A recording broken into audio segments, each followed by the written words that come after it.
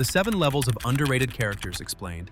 Level 1. Trash, Cyclops. He lives inside one of the strangest reputational gaps in comics. The guy is the field commander of the X-Men, the strategist behind entire mutant civilizations, and the face of multiple revolutions. Yet somehow he became the punchline of the team. Ask casual fans and you'll hear the same things. Boring, strict, teacher's pet. The internet picked that version of Scott Summers and ran with it until it became a permanent meme. Meanwhile, the actual character shows up in storylines where the stakes are extinction level. He coordinates battles against Sentinels, cosmic invaders, political assassinations, and mutant uprisings with a precision few Marvel leaders can match. The power that defines him is easy to joke about, which only feeds his placement here. An uncontrollable optic blast that requires constant management creates endless opportunities for writers to throw him into humiliating situations. Broken visors, accidental destruction, forced restraint. Those weaknesses became part of his identity in the public eye, and outside comics, adaptations didn't help. Animated series often toned down his personality. The original X-Men films made him the guy who existed so Wolverine could steal scenes. Years of that shaped a perception that doesn't line up with the depth of the comics, turning him into the lame leader despite decades of important stories.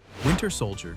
He has one of the most dramatic career arcs in Marvel history, and one of the weirdest disconnects between popularity and usage. When he first returned as the Winter Soldier, he instantly became one of Marvel's most compelling modern characters. A brainwashed assassin with decades of blood on his hands, a metal arm built for shadow warfare, and a stolen past he had to piece back together, the setup was nearly perfect. Fans latched onto him fast, and the MCU supercharged that enthusiasm. But the momentum never translated into consistent placement. He appears, makes a massive emotional impact, then gets pushed back into supporting slots. He gets mini-runs, limited arcs, and event tie-ins, but rarely a long-term flagship role. It creates this strange public perception where people know him, love him, and expect big things. Yet he spends large stretches of publication history floating between Black Ops missions, guest appearances, and forgotten corners of events. The mismatch between hype and actual usage turns him into an accidental level 1 pick, a character treated like a franchise star by fans while the publishing world often treats him like a utility player. Green Arrow. He has decades of important stories behind him, groundbreaking social arcs, major Justice League moments, and one of the most distinct personalities in DC. Yet he's still one of the most roasted characters in the superhero world. For many readers, he's the guy with trick, arrows. The boxing glove arrow, the net arrow, the glue arrow. Panels from the Silver Age became memes long before memes existed. Even modern fans sometimes treat Oliver Queen like he's just cosplay Batman with a budget archery hobby. What really drops him into this tier is the long stretch of years where the character sat in a strange limbo. Not iconic enough to headline massive events, not popular enough to anchor the main Justice League roster consistently, not obscure enough to be a cult favorite, just stuck in the middle, easy to overlook, easy to joke about. The Arrow TV show gave him a huge boost in visibility, but that version turned him into a darker figure, creating a split identity between comic Oliver and live-action Oliver. His biggest stories often land quietly, appreciated by committed readers but ignored by the wider audience. His skill set is grounded, his world is street level, and his personality is polarizing, all of which help lift him into fan discussions while still keeping him culturally underrated. As a result, Oliver Queen lives at the bottom tier not for lack of substance, but because the wider superhero world never adjusted its view of him beyond the memes and the trick arrows. Level 2. Bad Sentry. He walked around carrying the kind of power that writers normally save for company-wide events, and at the same time lived with a mind that could fracture on command. Marvel tried building him as a tragedy wrapped in cosmic firepower, the man with the power of a million exploding suns. On his good days, he felt untouchable, punching holes through the void, calming the Hulk, and staring down threats that sent other heroes scrambling. On his bad days, the void slipped through the cracks in his brain and turned every fight into therapy gone wrong. The problem was never the idea, it was the tug of war. Every run reintroduced him with a new origin twist, a new angle, a new psychological interpretation. Some stories treated him as Marvel's nuclear bomb, others tried to reshape him into a sympathetic case study. Fans loved the potential. Editors kept reshaping it, and Sentry became a character who lived in a permanent loop. Brilliant concepts buried under continuity whirlpools that never gave him stable ground. Red Hood. His journey is the kind of comic book resurrection that should have launched a bulletproof character arc. A former Robin murdered by the Joker, revived years later through Lazarus Pits and bad timing, walking back into Gotham wearing a helmet that reflected every scar he carried. That's enough emotional fuel for a decade of storytelling. Sometimes writers used it well. Sometimes they tore him in so many directions that fans needed a chart to follow his alignment. Jason has been Gotham's angry son, Batman's distant partner, a lethal vigilante, a brother figure, a loose cannon, and the leader of his own squad Squad depending on what era you open. His best stories lean into the tension between who he was and who he's trying to become. His worst stories turn him into a caricature of rage with guns. The interesting part is that Jason's fanbase never stopped growing. His costume redesigns, team arcs, and brutal street-level stories all helped cement his identity. Yet every time he found momentum, a new reboot or creative shuffle pushed him back into uncertain territory. Red Hood became the poster child of a character whose value is obvious, but whose direction changes with the wind. Havoc.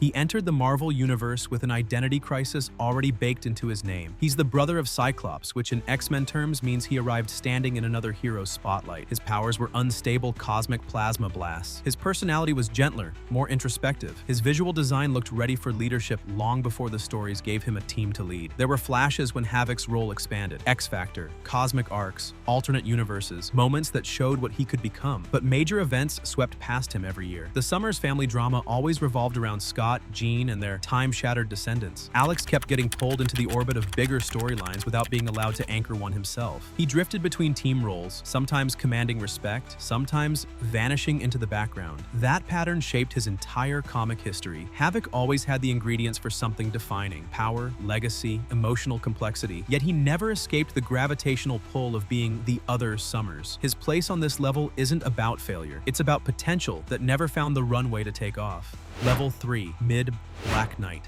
He stepped into the Avengers lineup carrying a cursed sword, a complicated family legacy, and the perfect blend of medieval tragedy and superhero swagger. The Ebony Blade gives him power tied to bloodshed and corruption, turning every battle into a test of who he thinks he is versus who the sword wants him to become. That curse shaped his entire identity long before the MCU teased him with a post-credits scene. He's been around since the early days of the Avengers, showing up in major arcs, fighting cosmic threats, teaming with gods, and swinging a blade that could cut through enchantments most heroes avoid. Yet his presence in the comics operates like a pulse. He appears during big events, makes an impact, then fades into the background when the dust settles. Characters with half his history get more brand recognition, while Dane keeps hovering in that space where longtime fans know his value, but newer readers barely know he exists. He is one of those heroes who always feels like he's on the verge of becoming essential. Every run gives him just enough depth, loyalty, guilt, bravery, cursed magic to make him stand out. Then the spotlight moves, the story shifts focus, and Dane returns to Earns, waiting for the next writer who actually sees what he brings to the table. Zatanna. Her life operates at the intersection of stagecraft, family legacy, and reality-bending magic. Her backwards spells alone make her one of DC's most stylistically unique heroes, and her connection to the magical backbone of the universe gives her a seat at tables most mortals never approach. She's fought demons, rewired minds, rebuilt realities, and held down the mystical frontier whenever the Justice League needed someone who understood magic instead of fearing it. Despite all that, her recognition curve dips whenever she stands next to DC's top icons. Characters with less power and less history often leap above her in story priority. Zatanna ends up playing support in arcs she could easily lead, and her biggest controversies, like the Mindwipe era, still echo through modern stories. That moment alone showed how much influence she actually had and how much narrative weight DC trusted her with. Her fanbase is passionate, her design is timeless, and her abilities compete with the heaviest magic users in comics. What keeps her in this tier is the strange disconnect between how important she is and how rarely she's positioned as a centerpiece. Every writer who taps into her emotional depth, stage presence, and magical drama ends up creating standout stories. The problem is that DC doesn't push those stories consistently enough. Moon Knight. He began as a mercenary with a second chance from the Egyptian god Khonshu. From that moment on, his entire mythology revolved around fractured identities, brutal street-level warfare, and supernatural threats lurking behind the shadows of New York. Moon Knight occupies a genre pocket nobody else in Marvel fills: psychological, violent, mystical, and theatrical all at once. Readers attach to him because every series treats him as a character teetering between clarity and chaos. Some runs explore his mental health, others dive into the religious symbolism, and others focus on the grim nightly crusade. The inconsistency is the hallmark of a character who shapeshifts depending on the creative team. Still, Marvel kept him boxed in as a cult favorite instead of letting that complexity fuel bigger arcs. Moon Knight has some of the most visually striking stories Marvel has ever produced, from the all-white costume blending into darkness to the surreal sequences where Khonshu looms over his mind. Those runs earned critical praise, yet Marvel didn't fully commit to elevating him beyond the mid-tier until recent adaptations drew more eyes to him. Level 4. Okay, Martian Manhunter. He walks through the DC universe carrying power levels that make half the Justice League look like they're running warm-up drills. Strength, shape-shifting, telepathy, intangibility, flight. His abilities read like the cheat code section of a game manual. And for decades, he's been the emotional anchor of the Justice League. Whenever the team forms a new lineup, he's the quiet presence holding the room together. Yet every era finds a new way to tuck him off to the side. He'll show up in a major event, demonstrate world-ending levels of ability, and then vanish into the background while newer heroes take the big moments. Adaptations trim him down, remove him entirely, or keep him far from center stage. Even in stories where the League fractures, John stays calm, observant, and deeply empathetic, a personality that should make him the team's heart, yet often leaves writers unsure where to place him. His backstory alone could fuel an entire saga. Last survivor of Mars, haunted by genocide and memory, rebuilding his sense of identity on a planet that resembles home only on good days. There's tragedy, philosophy, isolation, and hope layered into him, but those layers rarely get the spotlight long enough for casual fans to recognize how complex he really is.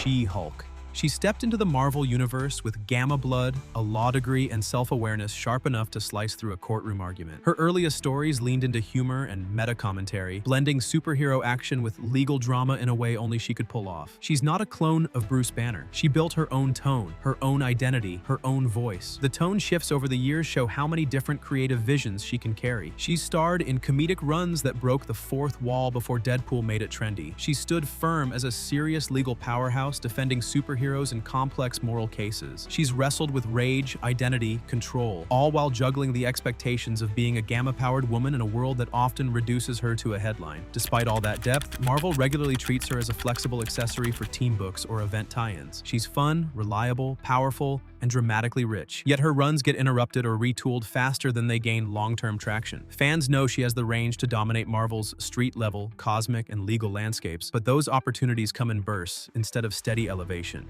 Blue Beetle. The Blue Beetle legacy is one of the most interesting multi-generation stories in comics. A Golden Age adventurer, an inventor genius, and finally a teenager bonded with alien tech that turns his life into a sci-fi crash course. Jaime Reyes brought a new flavor to the mantle. Family-focused storytelling, cultural grounding, and a scarab that could turn him into a walking armory faster than he can finish a sentence. Readers connected with him instantly. Jaime's charm comes from his normal kid energy colliding with cosmic responsibility. His family plays an active role in his life, his friendships feel grounded, and the scarab's voice adds tension and dark humor in every battle. The armor itself is visually striking and capable of responding to threats on a near-instinctive level, giving Jaime some of the most creative tech-based fights in modern DC. The catch is DC's hesitation to push him outside the promising young hero zone. Even after a movie spotlight, even after consistent fan support, he ends up floating between team roles and short runs. He's got the perfect setup for an A-tier hero: legacy, culture, sci-fi appeal, teen relatability, yet he keeps getting positioned as a hero the universe notices only when it needs something different from the usual roster. Level 5. Good. Dr. Fate. The moment the helm of Nabu appears, the tone of a story changes. Dr. Fate brings that ancient, heavy magic energy, the kind that feels older than every hero in the room combined. The helmet, the cloak, the amulet, it all makes him look like he walked straight out of a cosmic prophecy. Anyone who wears the helm gains access to one of DC's oldest magical forces, and it shows every time the sky turns gold and the air bends around him. Kent Nelson remains the most recognizable holder, raised by a cosmic entity, reshaped by a lifetime of responsibility he never chose. His stories lean into mysticism, destiny, and the price of carrying power that doesn't feel human. As eras change, different wielders take the mantle, each adding new layers to what the concept of fate can be. The character constantly opens the door to philosophical questions: free will, cosmic balance, the tension between mortal identity and mystical duty. Dr. Fate appears in major events, usually arriving when the magical fabric of reality starts rewriting itself. His abilities let him operate on a scale most heroes aren't built for: reality manipulation, astral travel, defensive barriers that seal entire dimensions. Yet he rarely leads a line of books or sits at the center of an ongoing arc. He's a mythic presence the universe depends on, even when the spotlight veers elsewhere. Namor. He has been part of Marvel since the 1930s, and he still carries the energy of a character who came into the superhero world before it had rules. His introduction made him Marvel's first anti-hero, fierce, prideful, and fiercely protective of Atlantis. Every time he rises out of the water with his arms crossed and wings on his ankles, you know someone's about to receive a declaration of war layered in royal attitude. He's been a hero, a villain, a teammate, a monarch, and occasionally all of those in the same month. Namor's loyalty shifts with whatever protects Atlantis, which makes his stories unpredictable unpredictable. He fought alongside Captain America in World War II, joined the X-Men because of his mutant identity, and has been part of the Avengers and the Illuminati during some of their biggest crises. His power is no small footnote. He's one of the strongest non-cosmic characters Marvel has. Underwater, he's close to unstoppable. On land, he's still a heavyweight. Characters like Hulk, Thing, and Red Hulk have all clashed with him at various points, and he remains one of the few heroes who treats diplomacy like an optional side quest. What holds him back is Marvel's long-term focus on bigger brand anchors. Namor gets big moments, then disappears into political subplots or niche crossovers. His legacy is enormous, but the space he gets rarely matches it. Storm. Her leadership, mutant heritage, and regal bearing built her into one of the most respected X-Men in history. She's been Queen of Wakanda, headmistress of the X-School, leader of multiple mutant teams, and one of the few characters in comics who can shift the mood of a scene with a single panel. Her powers are raw atmospheric control, lightning, wind, pressure, temperature, all tied to her emotional and spiritual discipline. Writers use her for everything, from intimate character arcs to sweeping cinematic battles where entire climates respond to her focus. There are stories where she loses her powers and still operates as a top-tier fighter. Others show her unlocking godlike levels of storm manipulation in ways that feel mythic. Fans know her potential is massive, and creators who understand her treat her like a near demigoddess. Yet Marvel's publishing history is full of periods where she moves in and out of the spotlight as team dynamics shift. She plays critical roles in events, but her solo pushes come in waves instead of consistent long-term priority. Level 6. Great. Daredevil. Matt Murdock has a resume that looks like a highlight reel of modern comic writing. Frank Miller rebuilt him into a noir icon. Brian Michael Bendis turned his life into a slow-burn pressure cooker of paranoia and identity collapse. Ed Brubaker pushed him into the darkest corners of the Marvel street scene. Mark Waid shifted the tone and proved the character could shine just as brightly in a hopeful, swashbuckling era. Then, Chip Zdarsky arrived and dragged him back into the fire with a prison saga and a theological war that reshaped the whole mythos. Every phase sharpens a different part of him: the lawyer with impossible morals, the vigilante balancing guilt and purpose, the man climbing out of disaster after disaster. Daredevil stories hit harder because they always feel personal. When Matt loses his firm, his reputation, his friends, his secret identity, the narrative leans into the impact rather than brushing past it. His powers turn the city into a sensory battlefield, letting writers approach action in ways that feel intimate and disorienting at the same time. Even with decades of top-tier runs and some of the most prestigious Eisner-winning arcs in Marvel history, he lives outside the Avengers-centric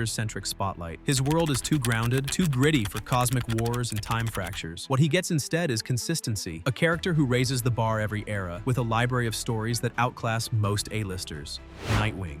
He is one of the rare characters who evolved in real time. He started as Robin, the original sidekick, the acrobatic kid who lightened Batman's shadows. Over the years, he grew into a leader, taking charge of the Teen Titans, building a new identity, then shaping himself into the hero who could stand beside Batman instead of beneath him. Bloodhaven became his proving ground. The city is messy, corrupt, and unpredictable, perfect for a hero who balances detective work with athletic, high-speed combat. Nightwing's fighting style sets him apart. Those Eskrima sticks move like an extension of his personality, fluid and precise. He's one of the best hand-to-hand fighters in DC, respected by the Bat family, Titans, and even villains who've taken hits from him. Writers keep leaning into his growth, whether it's dealing with the fallout of Blockbuster's war on Bloodhaven, uncovering secrets about his past, stepping into Batman's role during major crises, or becoming the emotional center of the DC universe. Dick Grayson often feels like the connective tissue of the entire company, yet he remains just outside the big marketing engine. He's too grounded for cosmic sagas and too hopeful for grim, dark event cycles. That separation keeps him underrated, but also keeps his stories focused and character-driven.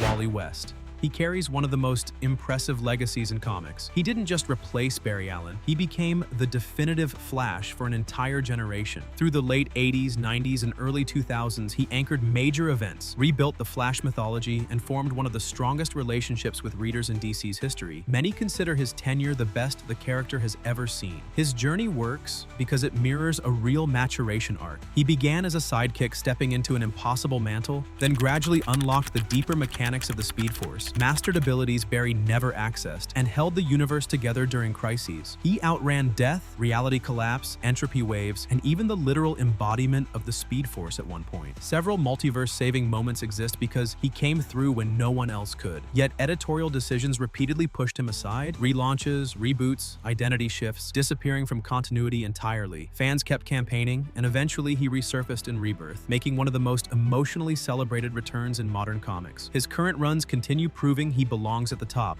Level 7. GOAT. Mr. Miracle. His whole identity is built around one thing: escaping. Not just traps, not just death machines, entire worlds, ideologies, and psychological prisons. Jack Kirby created him during his Fourth World era, and he arrived loaded with symbolism from day one. Raised on Apocalypse and Granny Goodness's torture pits, Scott grew up in a place designed to crush individuality. Breaking out wasn't just a stunt, it was rebellion against an entire philosophy. His marriage to Big Barda became one of the most iconic partnerships in comics. Two warriors from a hellworld building, a life in a quiet suburban home, created moments that blend cosmic stakes with everyday humanity. Writers use Scott as a lens to examine oppression, trauma, performance identity, and the weight of survival. Then, Tom King's Mr. Miracle hit the shelves, a modern classic instantly. The story pushed Scott into a spiral of doubt, war, therapy sessions, nightmares, and shifting realities. It blended New Gods mythology with grounded anxiety in a way no other comic really attempted at that scale. Fans and critics point to that run as one of DC's best series of the past decade. Whenever Mr. Miracle shows up, the room changes. He's the character creators use when they want to explore something deeper than a fight scene, someone who turns superheroics into metaphor.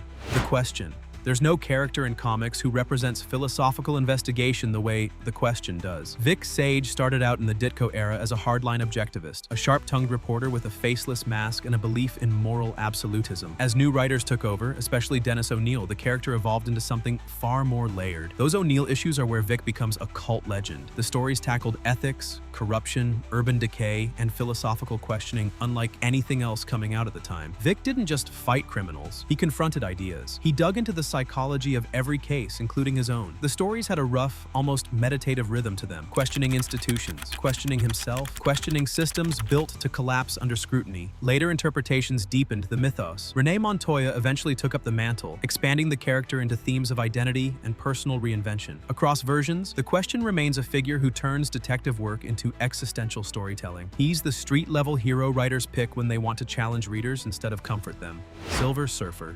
Few characters carry tragedy on a cosmic scale like the Silver Surfer. Norrin Radd sacrificed everything, his home, his love, his freedom, to spare his planet from Galactus. That decision chained him to a life of wandering between stars, observing civilizations rise and collapse while wrestling with a burden only a handful of characters in the entire Marvel universe can understand. His stories often operate at two levels: massive cosmic odysseys and quiet emotional introspection. Writers like Stan Lee, John Buscema, J. Michael Straczynski, and Dan Slott all tapped into his mixture of melancholy and wonder. Panels of him drifting through space feel iconic. His encounters with Earth heroes often turn into meditations on humanity, violence, suffering, or beauty. Then came Silver Surfer, Requiem, a 4-issue masterpiece written by J. Michael Straczynski. It's widely considered one of the greatest Marvel stories ever published. A poetic farewell, a cosmic reflection on mortality, and a quiet exploration of legacy. Readers still talk about that book the way people talk about Watchmen, All-Star Superman, or Born Again. And when the Surfer isn't exploring pain, he's exploring joy. The Mike Allred run turned him into a cosmic traveler full of color, humor, and surreal charm, proving his range extends far beyond tragedy. So, if every underrated character in this video went all out in a single crossover event, who walks out as the last one standing? Comment down below, leave a like, subscribe, and turn on the notification bell for more amazing videos like this one.